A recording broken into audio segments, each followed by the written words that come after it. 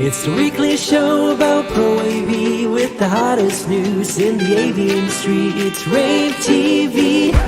Give it up for Steph and Gary. Steph and Gary. Hey everybody. We're live at rAVe TV, our rAVe Wednesday, TV. our normally every Wednesday noon show. Yes. But as you know, whenever at trade shows, we are at DSE, the Digital Signage Experience. Every day we go live on rAVe TV because we feel like we want you to feel like what it's like to be here. Yes. And we're going to bring you guests. We're going to talk about the show and you know, hey, we're here in Vegas. And We're by the here way, in it's Vegas. freezing cold. Yeah, this is my first time in Vegas not in the sweltering heat of summer, and I don't think I was expecting it to be cold. Yeah, it is. I got off the airplane this morning and I was very, very cold. I was surprised at how cold it was. I'm excited Dry to be here, and cold. though. Yes, me the too. Digital Signage Experience Show used to be called Digital Signage Expo. This is the first year they've had it since 2019, COVID and all that other stuff that happened. It's going to be a smaller show this year. They're expecting about 4,000 attendees. There's about 100 booths here, and we're going to give you a behind-the-scenes tour twice. I'm going to do the right side of the show floor. As soon as we finish, right at the end of our broadcast, I'm going to run over there and do a live show floor tour for you so you can see half the show floor.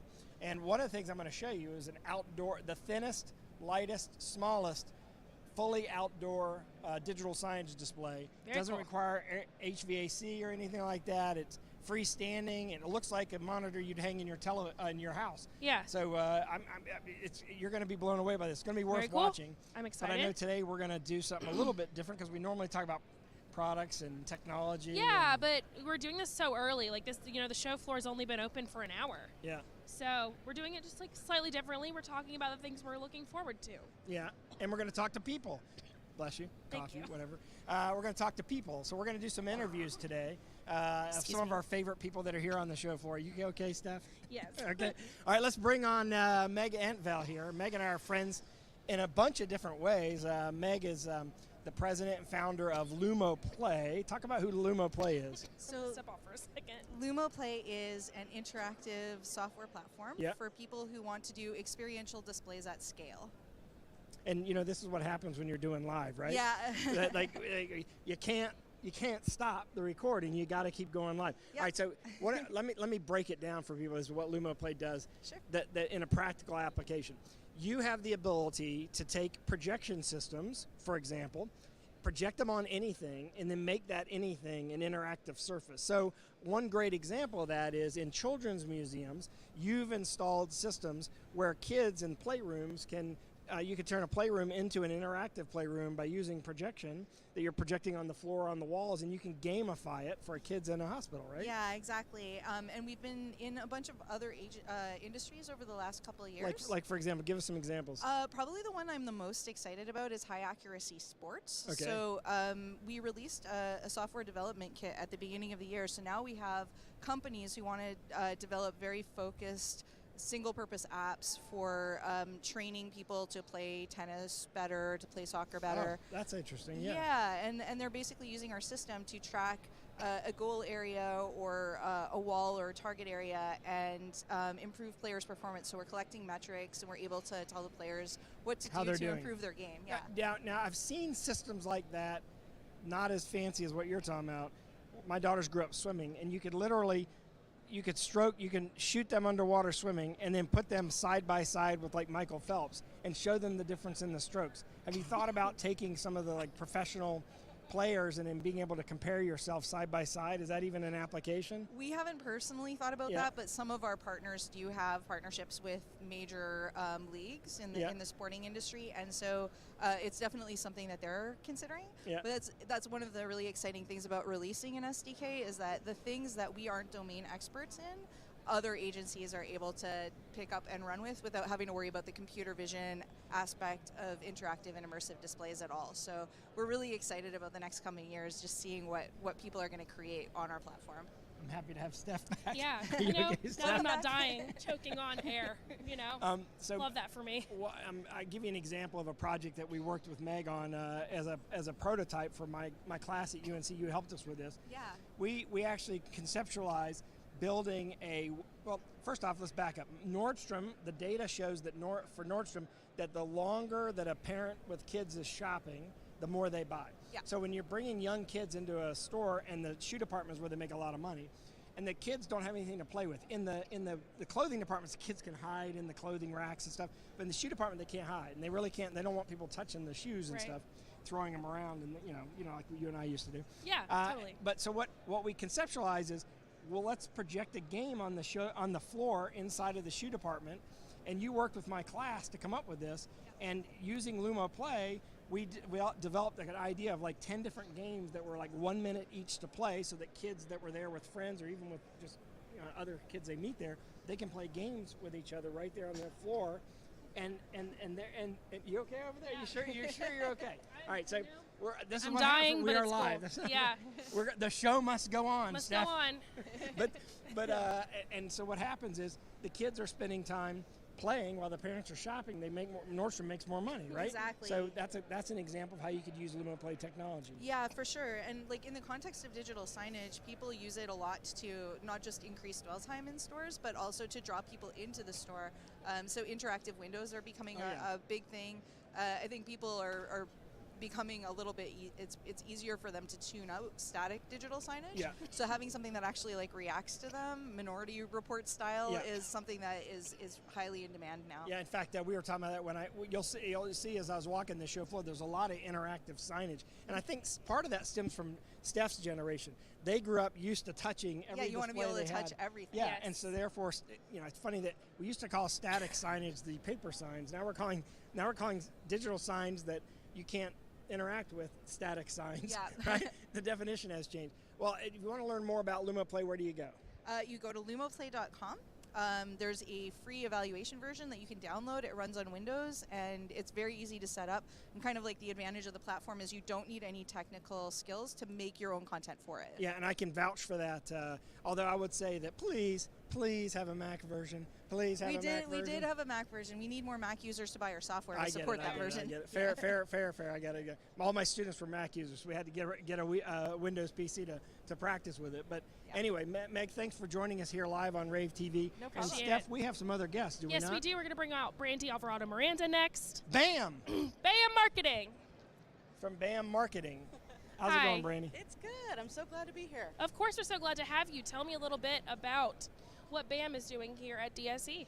I've got a lot of clients here. It's Yeah. actually kind of quite a big show for me. That's awesome. Telecine, Crimson AV, Infled's here, Hall Technologies is here, Nanolumens. It's interesting you say yeah. Infiled. I'll ask you about that because Yeah. I know Infiled for doing a remarkably good job in Europe in retail signage. Right. But I don't think they've done as good of a job here in the U.S., so I guess that's why they hired you. They're just really kind of starting out Yeah. in North America. They've been going for about a year now, so it's just ramping up, and you'll be seeing a lot more from them pretty soon. Very cool. Yeah, So tell me a little bit, because not all your clients here have booths, right? correct. So tell me Yeah. a little bit about what it's like kind of representing them here and what that does to your schedule, because I'm sure this is a busy show. It's a jam-packed schedule, to be Yeah. honest, which is, again, for a smaller show, it's kind of, ironic. But, even though that they're not exhibiting, they're holding hospitality centers Yeah. and attending events and accepting awards. Parties. And yeah, exactly. We You're hope. doing a talk. Yeah, with we're doing a Telecine? panel tomorrow morning. Yep, exactly. So I'm moderating. I'm herding cats, as I like to call it, tomorrow morning. Yeah, that is quite the feat. And what would you say like your ultimate goal is for the end of DSE? You know what? For this show coming, so much later in the year, and we should have been obviously in March and got pushed back because of the pandemic and Yes. all that kind of fun stuff. I'm really hoping to get more exposure for them in this vein and help them get in touch with a lot of the more of the end users, and I think that's really, most of them would like, get more exposure. That's really the bottom line. Yeah. I have a quick question for you, Go if ahead. you don't mind. You've been really active in the Women in AV organizations, Women of VIXA organizations. Give us an update on how that's going, because I know there's been, there's multiple women in organizations. But how do you feel like that's going, and how could we help make that better? Well, I don't want to let the cat out of the bag, but there's actually something on the horizon. Oh, good. And I'll just kind of tease it that way. But in general, I think, we are moving the needle for women to have more exposure, more at-bats, if you will, more chances to be at that boardroom table and to, have their voice and to have a more diverse workforce. I think that's really important, something I've been passionate about since I dropped into the AV industry in 2014. And I always remember I worked for RP Visuals at the time, and I standing in the booth, and I'm looking out and going, geez, there's just a lot of men, what's going on here? Which can be daunting a little bit. I had no offense. no idea. I should step out of this. Yeah. No. See ya. But remember, I asked that question. I'm biased, obviously. I have 2 daughters and I have a company full of women. So I'd love to see it addressed and fixed. Yes. And we've actually got a couple articles on our website right now that we've partnered with Avixa to come up with on the wage gap, which addresses a big part of the issue, because there is a wage gap that's not just for minorities but also for women that still exists in our industry. Well, I think it's interesting because there's some political things going on in terms of propositions, and like in California, for instance, right now, if you're posting a position, you have to post the salary range, right? Yeah. X to X. Well, a lot of times when you're leaving that out and you're a woman negotiating, you don't know where to start from. You don't even know where to start from. Yeah. So I think propositions like that and ballot measures like that help women gain a bit more foothold and give us some clout in the industry. Disclosure and transparency is important to keep that kind of stuff from happening. Yeah. All right, so let's get back to digital signage. I know you're busy. We have one more guest to bring on, and then I'm going to run and do a show. I'm literally going to do a live show. Yeah, you're literally just going to take off. For you who are watching, if you'll hang in there, I'm going to walk the right side of the show floor. It's only take me 10, 15 minutes to do it and give you a glimpse of the show floor. Brandy, thanks for joining us. Thank you so much, Brandy. And we're going to bring on Kim Frank on here. Hey, Kim, how are you doing? Are you doing well? Hey, welcome. How are you guys? So introduce yourself. I am Kim Frank. I am the Global CXO of a company called MotionWorks, and I am a board member of the Digital Signage Federation. And so, Kim, you are an expert on out-of-home. First off, define, this is important. For those of you who are kind of on the cursory of digital signage or interested in getting digital signage, it is going to be, continue to be, one of the fastest growing markets in our industry, definitely for the next decade or so. And here's why. Define what out-of-home means in the advertising world. Sure. So out-of-home advertising is essentially advertising that is outside of the home.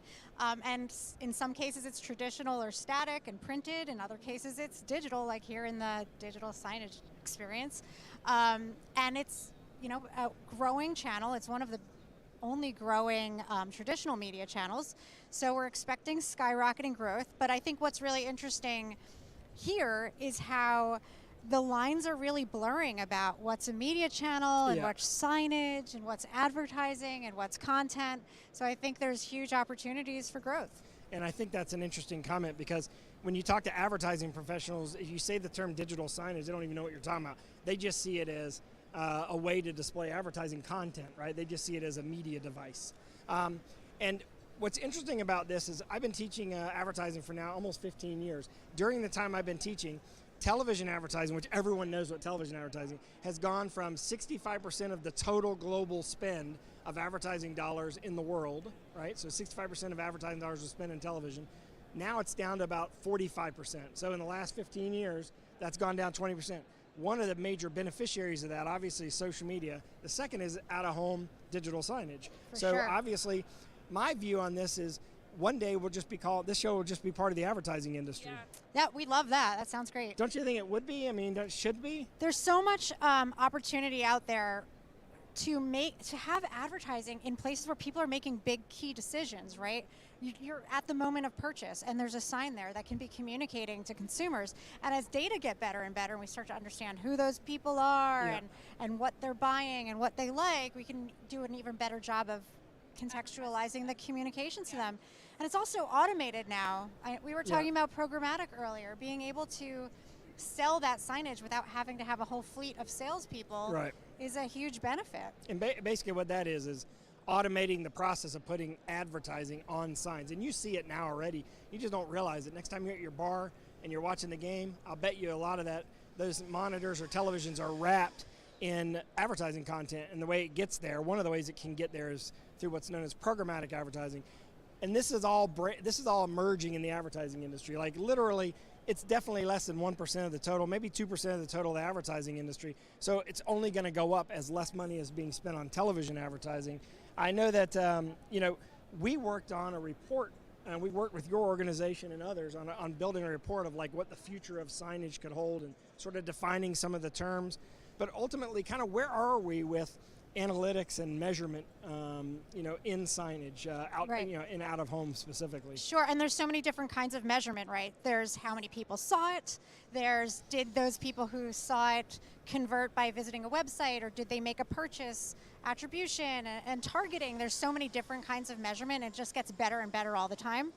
And because we are out there in the ecosystem with people interacting, and we have device level data analytics and the ability to do really great granular research, we're kind of at an advantage versus television and radio who don't have access to that level of data. Yeah, I mean, unless you're running an ad like a QR code bouncing around the screen, we have no idea on television any of that data. That Super Bowl ad was interesting because it was one of the first times ever during a Super Bowl where you could actually measure the result of an ad in real time. Oh, the Reddit ad from the Super Bowl, right. And ultimately what happened is the Coinbase ad. Oh, Coinbase. And what ultimately happened is 24% of people who are watching the Super Bowl in the United States actually scanned that QR code, which was huge data. Like conversion rates that are 2 or 3% are big time wins. To have a 24% conversion rate is stunning. So we see your generation. Yes. Because you're giving away all your data on this device. Because I will give whatever anyone wants because I want ads to be better for me. Right. So what she's saying is, since we know what you want as you're in the mall, why don't we feed you that content so you know where to go get it? It's all part of the consumer decision mapping process, and we're gonna get you right at the right time. Like like I said, my ultimate goal is to be able to walk into a store and for the ads that I see to be like, hey, we saw that you Googled this 3 times last week. It's right here. Come and get it. Well, and they do see that because you're giving them that data. And I will, and I'll continue to do it happily. So Kim, how do people engage with you? Oh, so I am at mworks.com. The company's MotionWorks, mworks.com, and reach out to me. I'm KYM at mworks.com. So whether people are interested in learning more about the Digital Signage Federation or more about population intelligence and movement, I'd be happy to hear from everyone. And we'll be interviewing Brian from the Digital Signage Federation while we're here. He's the executive director. And Digital Signage Federation, really quickly, since you mentioned, what do they do? So we are a nonprofit trade association that represents the digital signage community. Right. They are the association that represents digital signage, and of course they're a big part of the rebuild of the Digital Signage Experience show. Kim, thank you very much. I've got to go. Oh my God, you do do the have tour. to go. I'm going to run on the show floor, run to the entrance, and go do a live show floor tour. All right. Can I leave while you close up and turn it over to me? Sure thing. Give me like 15 seconds to get over there. All right, I will. Thanks, Steph. Thanks so much, Kim. Yes, so Gary is going to run really quick, and while he is doing that, I will let you guys know. Don't forget to continue to watch rAVe TV. We will be doing it tomorrow again around the same time. We'll stream it. All of this you can find on our YouTube on ravepubs.com. We will be streaming from multiple places. Gary's LinkedIn as well. And I think that Gary should be getting where he needs to be to do the show floor tour right now. So thank you again for watching this. And we'll head over to Gary now. So Gary, are you ready?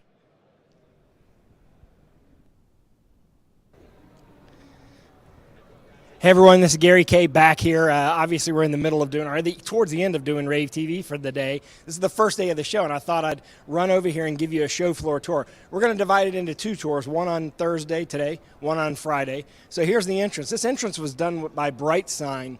This is all run by Bright Sign. It's awesome. It's like a big arch entrance to the show. Obviously LED based. Of course, we got to use digital signs at the Digital Signage Experience show. They changed the name of the Digital Signage Expo to the Digital Signage Experience when Questech bought it. So this is their first year of the show. And you'll see that the show is probably about the size it was in 2019. It's still a small show, gaining a lot of momentum, I think, because digital signage starts to grow. So I'm going to give you a look at what it's like to be on the show floor. There's about 100 and 120 exhibitors, I believe, at the show, and it's co-located with the LDI show. It's a big lighting design show specifically around bars and restaurants. But let's kind of walk down this middle aisle here. Steph's going to give you a tour of the Google side of the show floor, so I'll start with Infled. Infled is a company that's done amazingly well in Europe. They're a great digital signage retail company. They're making a big push here in the United States. Sony, of course, everyone knows Sony, they have a big digital signage line. They were just at the CD Expo, and of course they've been at Infocoms, and they've supported the DSE since the beginning of the event. They're showing their bravia displays in different form factors. Just today, Sony announced an alliance with Signage OS to integrate a better media player into the bravia displays. That's going to be a big deal. Because what's going to happen is there's going to be less of a need for external media players as more of these display companies integrate media players directly into their displays. So as we walk through here, there's some small companies here who are making their worldwide debut here at the DSE show. And of course, there's a lot of content providers here. We haven't had a lot of content providers in the past, but there's a lot more this year, which is nice, where we're seeing more creative content companies that are here. Crimson Mount Company, of course, everyone knows Crimson Mounts. There's 3 big mount companies here. We have Chief, Peerless, and Crimson. Crimson is probably the lesser of the known companies from the commercial AV space that's making a big push into the digital signage market here. Nexmosphere, I love their product line. So Nexmosphere is building digital signage players that can be triggered by actions.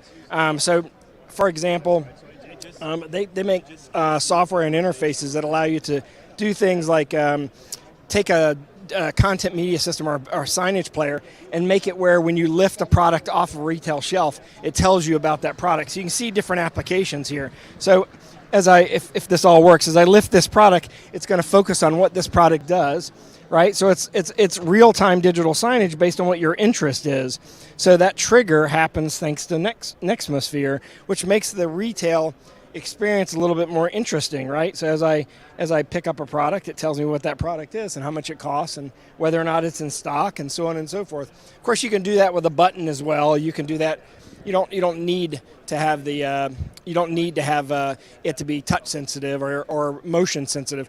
And of course, they integrate with all the major media players, including BrightSign, and they're showing their integration here with the BrightSign XT box here. The show literally just opened, I don't know, maybe an hour ago. Here's the main keynote stage. Why don't you zoom on in up here on the keynote stage? They're actually doing a live keynote right now. And this kind of gives you an idea how many people are actually here, because I think a lot of people thought the show was going to be really small and not a whole lot of people show up. And look, the keynote area is full and there's standing room only on the outside. So even though it's a small show, it's a busy show, and I think it'll be interesting to get the feedback from the exhibitors, because I think they're going to be really happy with this show. They're certainly going to be happy, and they are happy with it being back. Look at this, Sam Taylor. Hold on. From Exertus Alamo just walks by here and says hello. I didn't know you were online. I'm sorry. I'm here live, Sam. Live. Both of us are big swimmers. How's it going with your swimming, by the way? You back? Somewhat back. He's had a little bit of surgery, but feeling well? Yeah. You happy about everything? Oh, Sorry, yeah. we had to beat up on your Pitt Panthers this year in football. I know. Well, we're actually doing pretty good, aren't we? Yeah, Going to the AC Championship. I'm sorry, I'll let you No worries. All right, see you later, Sam. All right, so heading over here, ticker displays. This Vesta board, I'm sure if anyone's ever been on Instagram, you've seen Vesta board. They do a really good job advertising on Instagram, and they're advertising it sort of like as a decorative item in your house. But in reality, I mean, it is a type of digital sign, right? I mean, it's an old-fashioned kind of retro kind of signage concept. Reminds, I think, a lot of people of taking airline flights back in the 50s and 60s, when the early days of the airline. I hear some small media or displays with media players built into them. You can build into kiosks, of course, retail displays for grocery store applications like signage on the actual shelves. Shelf space is valuable, and advertisers spend a lot of money for that shelf space, and that's an extra way for the grocery store chain to generate some additional revenue with that kind of technology. Vistar Media is a media network company. They are really good they are the interface between the content companies and the large displays that you find in arenas and stadiums and places like that. So if you want to advertise on at large monumental outdoor signage as well as arena and stadium signage, you go through a company like Vistar, Vistar Media. They've always had a great partnership with Samsung and LG and even Sony as well. Here's a digital signage company. Let's see how to pronounce it. KitCask. KitCast is using the Apple TV as a digital signage company. So you download an app, and all of a sudden you can take an Apple TV and turn it into a digital signage media player. Now, this is something that should have been done 10 years ago. Carousel did a version of that, so they still have an Apple TV-based media player. Now we see other companies getting into that space. I think that will actually, I'm an Apple fan, so I got to actually go for this kind of stuff. So I'm a little biased as far as that goes. Let's see. Here's some transparent display technology here. I don't know if this is going to show up on the camera really well, but these are transparent OLED displays, and they're showing different content that can be shown on these displays. And here's TJ LED is a large format LED company. We're doing a live tour of the show floor. What's the pixel pitch of that? Is that 1.2? 1.8. 1.8. What is it? 1.8 what? 1.875. 1.875. It looks really good. Yeah, from this distance, it looks tighter than that. So this is So this is the kind of thing that you could use as a lobby entrance piece, or even in a meeting environment, depending on how far away you're sitting from the screen. Of course, I'll take one of these in my house if they're willing to come in. But here's a transparent LED. This is one of the products they're introducing here at the show. Transparent LED. Now, the only company that's had this, you got Nanolumens, right? They have a kind of a version of this that's kind of flexible, but then you have LG's film, right? This is an actual LED material, right? And how big can this be? How big can you make this? Any size. Any size. Oh, you can make it any size, really, literally? So they can custom order it to cover an entire building. That's incredible. So this is TJ LED. TJ LED. We'll cover them. We're going to come back and shoot individual videos on all your stuff. Thank you very much. Let's take a look over here at Netgear. Of course, Netgear is everyone knows Netgear. They're the big.